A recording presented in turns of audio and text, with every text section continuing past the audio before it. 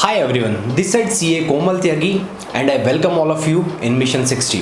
ये जो हमारा मिशन 60 का इनिशिएटिव है, इसमें हम CA फाइनल डायरेक्ट टैक्स की कोचिंग देते हैं और साथ ही साथ जितनी भी टैक्स या फिर GST से रिलेटेड अपडेट्स आती हैं, इम्पोर्टेंट नोटिफिकेशन आती है, उसको हम आपके सामने डिस्कस करते हैं। आज हमारे साथ गेस्ट स्पीकर हैं CA राहुल शर्मा। मैं वेलकम करता हूँ राहुल जी अपने चैनल पे। थैंक यू कोमल, मुझे अपने चैनल पर बुलाने के लिए। आज हमारा टॉपिक जो है GST का है। थोड़ा सा राहुल शर्मा सर से जानना चाहेंगे हम GST के बारे में। सबसे कंफ्यूजिंग पॉइंट, सबसे कंफ्यूजिंग इश्यू जो आज के टाइम पे GST में आ रहा है वो हो रहा है इंटरेस्ट जो चार्ज होता है, क्या वो ग्रोस लायबिलिटी के ऊपर चार्ज होगा या फिर नेट लायबिलिटी के। तो राहुल जी प्लीज़ इस पर थोड़ा सा एक्सप्लेनेशन दीजिए हमारे व्यूअर्स को कि ये जो GST है, ये GST इंटरेस्ट जो ग्रोस पे चार्ज होगा या फिर नेट लायबिलिटी पे, इस कन्फ्यूजन को दूर कीजिए प्लीज़। बेसिकली क्या है, आज की डेट में भी ये डाउट बना हुआ है कि GST को हमने जो इंटरेस्ट है वो नेट पर चार्ज करें या फिर ग्रॉस पर चार्ज करें। इसकी पूरी एक श्रृंखला बनी हुई आ रही है, पूरा सीक्वेंस है कि किस तरह से ये डिसाइड किया गया है कि ये नेट पर हो या फिर ग्रॉस पर हो। बेसिकली क्या है, 18 अप्रैल 2019 को तेलंगाना हाई कोर्ट में केस आया था mega engineering and infra limited के लिए के जजमेंट आया था। उसमें बेसिकली ये बताया गया था कि आपका जो भी इंटरेस्ट चार्ज किया जाएगा GST पर, वो आपके ग्रॉस लायबिलिटी पे चार्ज किया जाएगा। ओके। देन अगेन 1 अगस्त 2019 में एक सेक्शन 100 इंट्रोड्यूस किया गया फाइनेंस एक्ट 2019 में। सेक्शन 100 हमने इंट्रोड्यूस किया, लेकिन उसे इफेक्ट में नहीं लाया गया। वो सेक्शन ये कहता था कि आपका जो भी इंटरेस्ट चार्ज किया जाएगा वो आप नेट टैक्स लायबिलिटी पे चार्ज करेंगे। राइट। देन अगेन एक रेफेक्स इंडस्ट्री लिमिटेड का केस स्टडी आया, उसमें मद्रास हाई कोर्ट का केस था 6/1/2020 में ये जजमेंट आई थी। उसमें ये कहा गया था कि जो भी इंटरेस्ट आप चार्ज करेंगे वो आप नेट टैक्स लायबिलिटी पे चार्ज करेंगे। उस केस में इन्होंने सेक्शन 100 जो फाइनेंस एक्ट 2019 का सेक्शन है 100 ऑफ CGST एक्ट, ये प्रोविजो है बेसिकली सेक्शन 50 का। ओके, सेक्शन 50 जो कि चार्जिंग सेक्शन है, चार्जिंग सेक्शन है GST का। राइट। जिसमें ये बताया गया है कि आप अगर ड्यू डेट के अंदर अगर आप GST पे नहीं करते हैं तो आपको इंटरेस्ट की लायबिलिटी क्रिएट हो जाएगी आपकी। यानी अगर मैं अभी जो सर ने बात बताई उसको अगर कंक्लूड करूं तो सेक्शन जो 50 GST का बोलता है, चार्जिंग सेक्शन, वो सिंपली एक बात कहता है कि अगर आपने टाइमली GST डिपॉजिट नहीं करा तो उसके ऊपर इंटरेस्ट की आपकी लायबिलिटी क्रिएट हो जाएगी।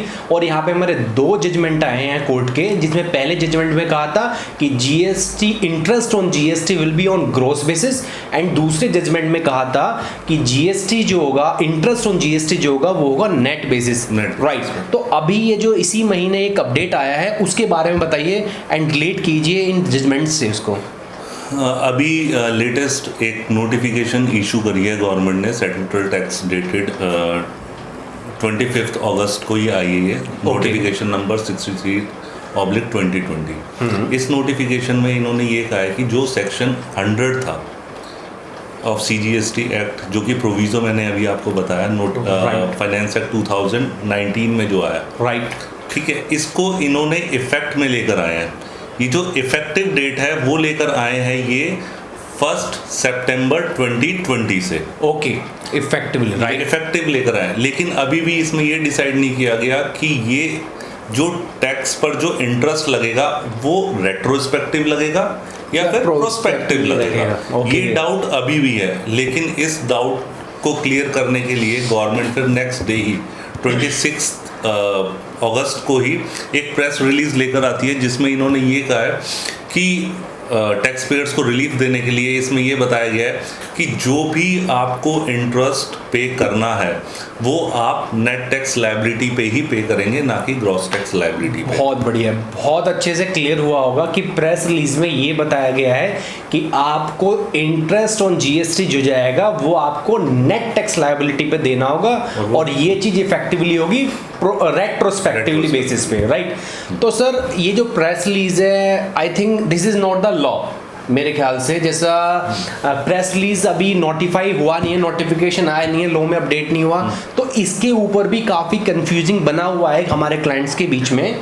तो इस पर थोड़ा सा क्लेरिफाई कीजिए कि इसको प्रेस रिलीज को ही हम कंसीडर कर सकते हैं या अभी नहीं कर सकते, प्लीज़। प्रेस रिलीज के बेसिस पर आप जा तो सकते हैं डिपार्टमेंट में कि ये प्रेस रिलीज आई है, लेकिन जो डिपार्टमेंट है वो भी ऑथराइज्ड है कि आपके ऊपर डिमांड क्रिएट कर सके, क्योंकि अभी तक ये ना तो किसी तरह का ऑफिशियल गजट में आया है, एग्री, और ना ही कोई ये लॉ का पार्ट है। ये तो सिर्फ एक प्रेस रिलीज है जो कि लोगों को कम्युनिकेट करने के लिए किया जाता है बेसिकली। एग्री। तो ये इफेक्टिव तब होगा जब ये आपके लॉ का पार्ट बन जाएगा, तो उसके बेसिस पर फिर आप एक बार को जा सकते हैं और अगेंस्ट कर सकते हैं जो भी आपके पास नोटिसेस आते हैं, डिमांड आती हैं इंटरेस्ट को लेकर। राइट, बिल्कुल बिल्कुल, बहुत अच्छे से हमारे सीए राहुल शर्मा जी ने ये चीज़ एक्सप्लेन करी है। अभी हम नेक्स्ट क्वेश्चन पे बढ़ते हैं। हमारा नेक्स्ट क्वेश्चन है एनुअल रिटर्न से रिलेटेड। एनुअल रिटर्न किन एसएससी के लिए भरना मैंडेटरी है और ड्यू डेट एनुअल रिटर्न की क्या है, ये क्वेश्चन पूछना चाहूँगा मैं अगला राहुल शर्मा जी से। राहुल जी बताइए। एनुअल रिटर्न की बेसिकली जो डेट है फाइनेंशियल ईयर 2018-19 की, 18-19 जिन एसएससीज का टर्नओवर 2 करोड़ से ऊपर है फाइनेंशियल ईयर 2018-19 में, उनके लिए जो डेट है वो है 30 सितंबर 2020। राइट। GSTR 9 फाइल करने की 30 सितंबर 2020, 30 सितंबर 2020। ठीक है। GSTR 9C की जो डेट है वो भी 30 सितंबर 2020 ही है, जो कि रिकंसिलिएशन स्टेटमेंट है और जीएसटी ऑडिट बोल सकते हैं जीएसटी ऑडिट फॉर्म, और ये उन पर एप्लीकेबल है जिनकी टर्नओवर 5 करोड़ से ऊपर है फाइनेंशियल ईयर 2018-19 में। एंड सर एनुअल रिटर्न के लिए क्या टर्नओवर क्राइटेरिया है? 2 करोड़ का, 2 करोड़ से मोर देन 2 करोड़। तो जिन एसएससी का टर्नओवर मोर देन 2 करोड़ है, राइट, तो उनके लिए एनुअल रिटर्न भरना मैंडेटरी है। 30 सितंबर लास्ट डेट है और टैक्स ऑडिट का भी लास्ट डेट है 30 सितंबर 2020। और जिन एसएससी का टर्नओवर मोर देन 5 करोड़ है उनके लिए जीएसटी ऑडिट एप्लीकेबल है। 2 मिनट। ये 3 जो टॉपिक थे ये काफ़ी हॉट टॉपिक बने हुए हैं। काफ़ी क्लाइंट्स, मेनली ये जो हमारी इन्फॉर्मेशन है, क्लाइंट्स जिनका बिजनेस चल रहा है, जो जीएसटी में अपने आप को रजिस्टर्ड करा रखा है, उनके लिए यूज़फुल है। अकाउंटेंट्स के लिए यूज़फुल है, जो काम करते हैं चार्टर्ड अकाउंटेंट्स के लिए भी ये इन्फॉर्मेशन यूज़फुल। ओके, तो जीएसटी का इन्फॉर्मेशन यही था।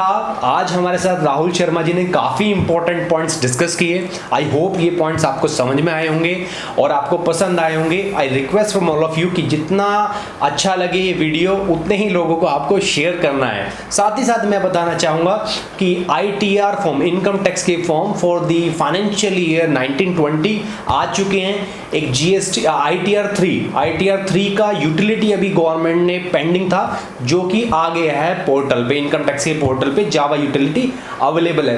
तो ITR 3 वाले और बाकी जितने भी ITR फाइल करने वाले हैं वो अपना ITR फाइल करना स्टार्ट कर सकते हैं। और इसी तरह की इंफॉर्मेशन जानने के लिए हमारे चैनल से आप जुड़े रहें। Thank you.